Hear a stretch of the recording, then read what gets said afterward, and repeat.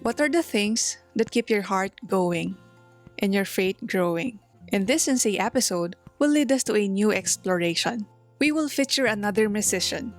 So get ready for new learnings. Hi, I am Bianca, and this is Sensei, their skills and talents.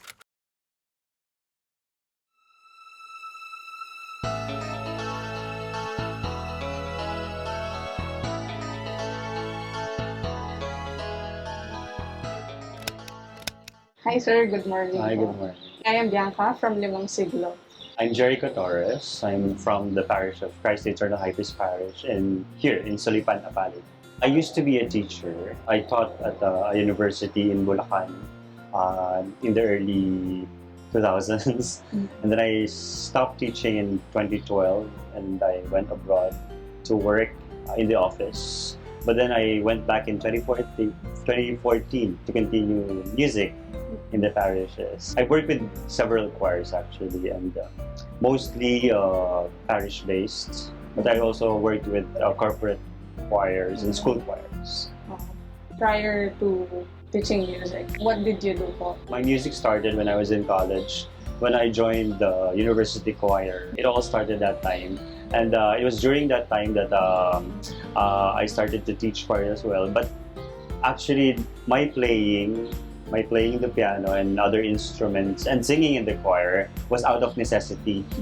Because during that time, we don't have anybody to play in the chapel. So I decided, okay, I'll learn and then I'll start. So it all started there. I learned on my own to play the piano.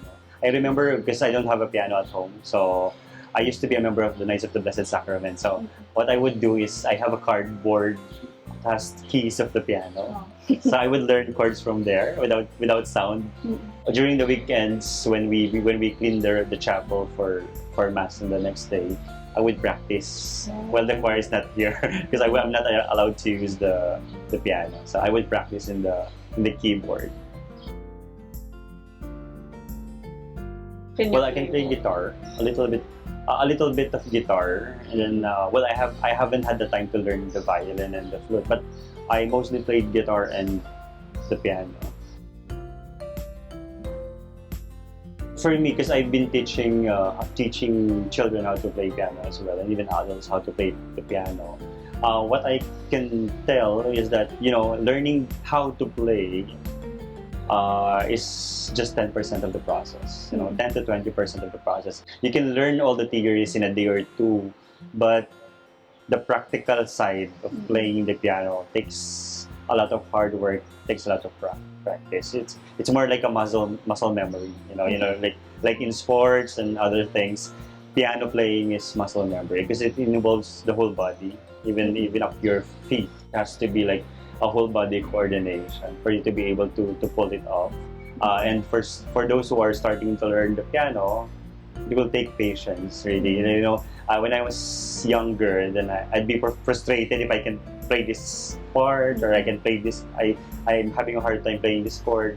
So yeah, it takes practice, years and years of practice, hours and hours of practice just to be able to perfect the technique. Because I'm an advocate of not memorizing songs. We know a lot of really good players. For me, kasi like you'd be able to improvise more and to learn more techniques when you read your music. When you read your music while playing. So basically, you're not really memorizing them. Yes. I think it helps. It helps because you're more confident because you can see what you're about to play, right? Instead of like, right? Instead of thinking about it, so you focus more on your technique rather than trying to recall what to play next. So I think it's better. It's better if you read your music. I know a lot of really good players learned from listening, right? Because with music, you can always play it by ear. But then for you to really be able to enjoy music, I think the first step is really to learn how to read music. You can always play whatever you like when you listen, when you try to learn by ear. But then if you want to collaborate or you want to play something standard, it would be hard for you. It's doable, but it takes time. But if in the first part or in the early years of your formation as a musician, you've already learned how to read the music, then it would be easier for you to go forward. I remember learning how to read music when I was in grade school. I remember our music teachers in the public elementary system before, they would teach us how to read notes already at grade 3 and grade 4. So that I retained. So that when I started learning piano when I was a little much older, then I recalled, and then it had been easier for me because like if I see a music piece, then I know how to play it. Also, anyone in your family know how to play musical instruments? Most of my family members are notorious video singers only. Okay, I have titas and titos who are really, really fond of singing in the video. Okay, but none in my family have really pursued formal music education or have played instruments. Well, some tried, some started, just out of hobby, but nobody really entered in the music profession as I did. You have mentioned that you started when you were a college student, and then until you became a choir master. Actually, let me start by differentiating choral and choral. Because there's always been a lot of confusion whether to use the letter E or not, right? Yes. So if it's a noun, referring to it as a noun, you have to use the E. It's choral. But if you use it as an adjective, for example, a choral arranger or a choral singer or a choral teacher, then it's without the E. Okay, so a choir is a group of persons who sings together. It started way back, right? Started from the simple Gregorian chant during the early years of the church. Actually, we can say that choral music started in the church, right? Because most of the choral music is sacred music. And choral music, especially in the Philippines, has become one of our wealths. I remember Cardinal Tagle mentioning Horacio de la Costa, a Jesuit historian. In one of Father de la Costa's memoirs and researches, he mentioned that the Filipinos have only two wealths, and that is our faith and our music. And I strongly agree, because I think, through the years, through all the hardships that our nation has, have experienced and we have personally experienced, I think it is our faith and our music which really kept us going forward. For more Sensei and Limang Siglo videos, you can visit our social media accounts. Please do follow, like, share, and subscribe.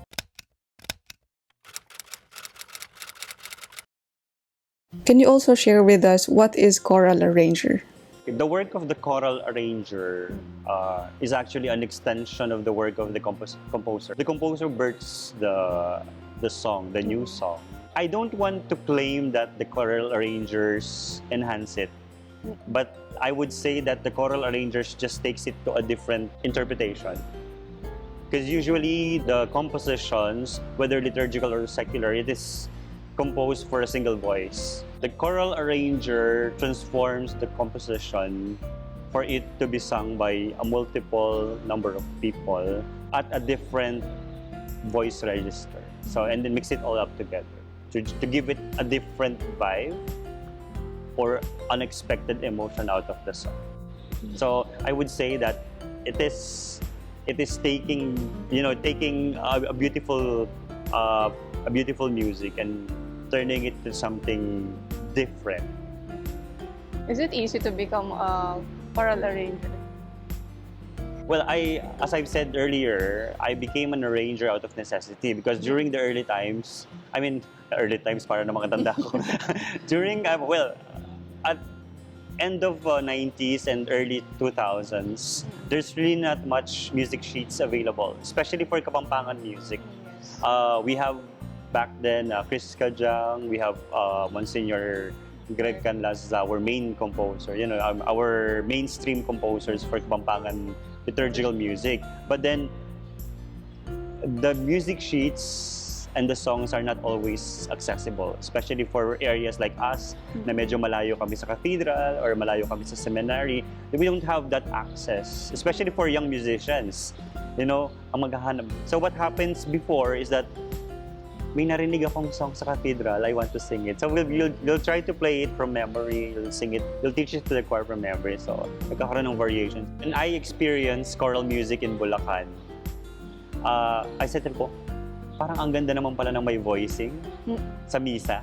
Right? So, out of necessity, since there's no music sheet or arrangement available, so what I would do is, I would make my little additions to the pyesa. Like, I started putting harmonies lang sa dulo. Like, usually the end of the choir, that's what you will remember, right? So, I would put a little harmony there. Then it all started from there. And then, slowly, I began to work like full songs or chorus and up to the present. Do you still remember the first song that you did? I arranged na full. Yes. I think it's Ing Karatunan Ding Puso, Our Heart's Dwelling. That was a song by Chris Gadja. It's a popular liturgical song in Pampanga. And also it's my first a cappella arrangement. I did it for a group called Coro Santo Domingo, based in Minalin, Santo Domingo Minalin.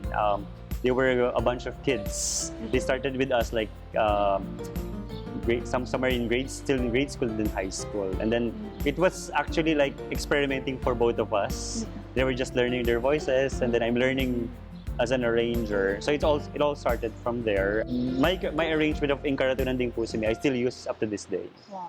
We even sang it during the 63rd VDLR coronation. In the capital. Usually the artists, before they're going to do something or create something, they need inspiration. Yeah. How about you? How do you get where do you get your inspiration? Okay, I always make sure that I'm not hungry. Okay, that's number one. But kidding aside, Kuya Nilo Nukop, one of our contemporary composers of liturgical music, we always have a chat, and then we would always say, for example, if I ask him, oh, have you done a new song? And then he would ask me like, can you do an arrangement of this one? We would always tell each other almost in chorus that, let's wait for the Holy Spirit to inspire us. I think that's the core. That's the core of the work that we do, especially for liturgical music. We make sure that whatever we do is anchored in that premise, that it is the Holy Spirit who guides us. I'm not sure if I can't recall the exact verse, but there was a verse somewhere in the Psalms that says, when the Spirit moves, the music soars. No matter how extensive, how deep is your knowledge about certain things, without the Spirit working inside you, then it's not gonna go anywhere. Exactly. This moment, sir, you teach other people here in your parish. Primarily, I play and I teach the choir here in Christ the Eternal High Priest Parish here in Sulipan, Apalit. They are my regular, sabi nga nila sa mga conductors, may regular choir. So they are my regular choir every Sundays.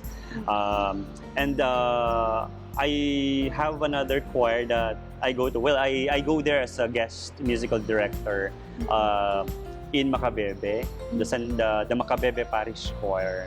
They've been around for more than 30 years already, and I was fortunate I'm privileged that they considered to invite me. Like for almost about 6 years now, they've been inviting me to be part of their musical journey in the parish. And then I've worked with other choirs also in San Fernando and everywhere else. Kasi like after I became active conducting and arranging for the VDLR coronation celebration year, the annual VDLR coronation celebration. So many of the choirs have come to know me kasi before, like, I'm just somebody from Apalit, and then they learned about me, and then so they would sometimes invite me, sir, can you please come here, and then perhaps you could share something to us, something like that. But one of my most memorable choir teaching and arranging experience when I taught choir in the mountains.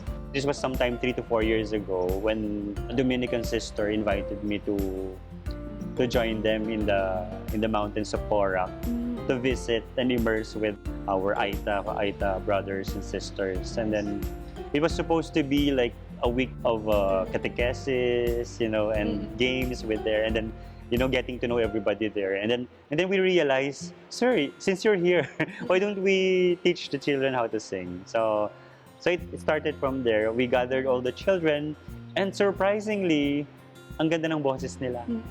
So we were able to come up with the choir, the Dominican Aita choir, which we had two batches, one from the Barangay Diaz, and then we also had one in Villa Maria in Porac.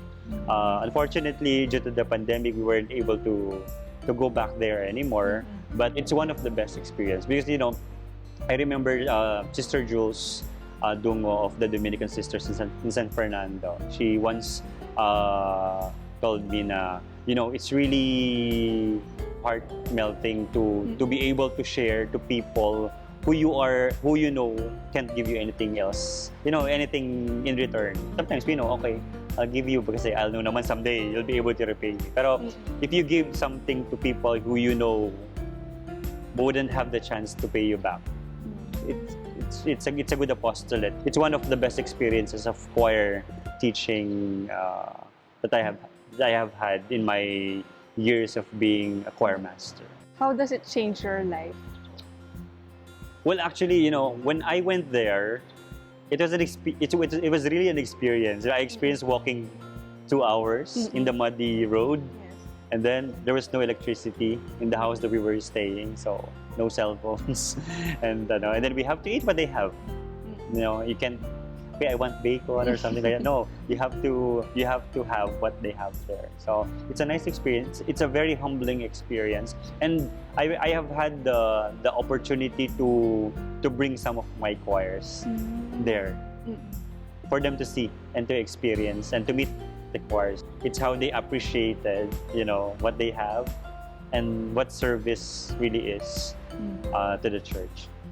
Sir, can you guide us on how you do your music, for example, in choral arranging? For more Sensei Limang Siglo videos, you can visit our social media accounts. Please do follow, like, share, and subscribe.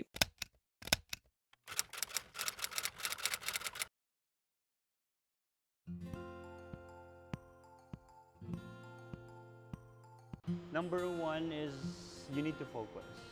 You don't just birth. We're not a Mozart na you just write down what's dictated in your mind. So it's not like that. It takes process. If somebody commissions an arrangement, I would have to study the melody first. I would ask for the notated music sheet, the full music sheet of the composition. Then I would have to study it part by part. And also, I would have to ask the composer, what kind of vibe do you want to give with your song? And I am very fortunate to have collaborated with a lot of really good musicians in Pampanga. Because I usually would, can you please listen to this one? Or can you please read this one? And especially like if a particular choral conductor would come to me and then say, can you please write something for our choir, or could you please arrange this song for my choir? And then it would be a collaborative effort. Like I would do the arrangement and I would give them, can you try this with your choir? And then you say, parang okay, can you change this part? The best, the best characteristic of a healthy arranger, composer, or conductor relationship is to be open with suggestions, and then you learn to grow from those suggestions. And then you need the melody. Okay, let's just take it as I'm just an arranger. Okay, let's say for example, I'll use Kuya Nilo, Sir Nilo Nukup, as the composer. Usually, he would contact me and ask me like, can you do an arrangement for this one? So he would pass me the music sheet, and then I would study it. And then of course I would ask him, what kind of mood would you like? Usually he tells me the story behind the songs. One of my, I say, fundamental rule for myself, is that I always make sure that I make the arrangements simple. I'm not writing these arrangements for competitions, although I write arrangements for competition, but that's a different matter. When I write arrangements for intended for liturgy, for the mass, I make sure it's simple, that it's not too decorative na maguguluhan na yung mga tao sa naririnig nilang kung ano-ano. Okay? and I make sure that it is accessible to most of the choirs. Kasi we have a lot of really, really good choirs up to the barrios of Pampanga. The only problem is sometimes they don't have the materials, they don't have the resources to find, and a lot of times they don't have somebody to teach them how to do it. So I make sure that the arrangement can be sung by almost everybody to make sure that it's simple enough that a beginner choir can actually sing it also. So that's how it goes. And then I would usually send it back. Well, I usually sing it on my own kasi I have to hear. Well, I know already how it sounds, but then I need to have somebody comment on it. So what I would usually do is I would record the 4 voices. I would sing the 4 voices and record it, and then send it to people I know, like send it to other composers or to other arrangers, and then I'd ask them like, what do you think? So it's from there. Then I'd revise, and until the final one, then that's the time when we release and try it with the choir. Lastly, sir, can you give us an encouraging message or for all the people who would like to learn how to arrange music, especially a choral arrangement? I'll divide my message into 2. I'll have 2 parts. One is for those who are aspiring to become arrangers. Okay, the first one is for them. Siguro do not be afraid to try it out. You know, kasi sometimes like they feel intimidated already na nako baka hindi maganda yung kalabasan ng arrangement or something like that. You can always hit and miss, you know. Kahit ako, like I've done more than 100 of arrangements, but sometimes meron akong arrangement parang di ba? But sometimes you'll get something really good, no? When you are inspired, you get to birth something really good. But my advice to them is do not be afraid to try it out. Do not be afraid to experiment, and do not close your doors, your gates. Listen to music. That's what I do. Kasi like there was a point in my arranging that I felt bored already. Sabi ko bakit parang ganito na lang lahat tunog ng arrangement ko? So what I did was I opened my ears. I listened to contemporary arrangers. I listened to the arrangement of Mozart. I listened to everybody. And then that's when you get to pick up techniques for you to be able to find your true identity as an arranger. Then you get to mix it all up and then create your own brand of arranging. You work on that, and do not be afraid, you know, to make mistakes in it. You know, you can always correct it. And then for the choirs, don't be afraid to try arrangements. Okay? Kasi most of the choirs, especially the beginning choirs, or yung mga choirs na kahit ang tagal na but they never tried to sing in harmony, don't be afraid. It's never too late to start to try. Okay, there's always an easy arrangement out there to try. Siyempre, don't start with the difficult ones. Kasi nga, para you won't get disappointed with the output. But then, you try it step by step. No, there's no hard arrangement, or there's never a difficult arrangement for those who practice. Di ba? So, going back to what I've said in the first part, you know, music is always about hard work. You know, it's always practice. It's always practical. Music is always practical. You know, you can tell me you memorize all the history of music and all the theories of music. I wouldn't care. I want to see you play. I want to see you sing. That's something that I always tell musicians, especially the young musicians, na don't be afraid to try things out. You learn it. Make sure you give time to it. I can't recall the exact verse, but there was a verse somewhere in the Psalms that says, you know, when the Spirit moves, the music soars. We always take inspiration from those who came before us. You know, that's important. Yes. We always go back to why we are doing this and for whom we are doing this kind of service. And that is for God. Yes, exactly. Wow, thank you, sir, for answering all those questions and for sharing your experiences to us. A lot of people will learn from those things that you have mentioned, and hopefully more collaborative work with you. You'll continue to do what you are doing and teach more people, especially the youth today. Thank you so much. That ends our Sensei episode featuring Mr. Jericho Torres. We hope that this episode reminded you of what your heart desires to be. It may be difficult at first, but never let your heart be troubled for not trying. Like Mr. Jericho mentioned, do not be afraid to try it out. Do not close your door. And do not worry about making mistakes. It is during the process of trying that the learning happens. Thank you for joining us in this Sensei episode. See you again next week. I am Bianca, and this is Sensei, their skills and talents.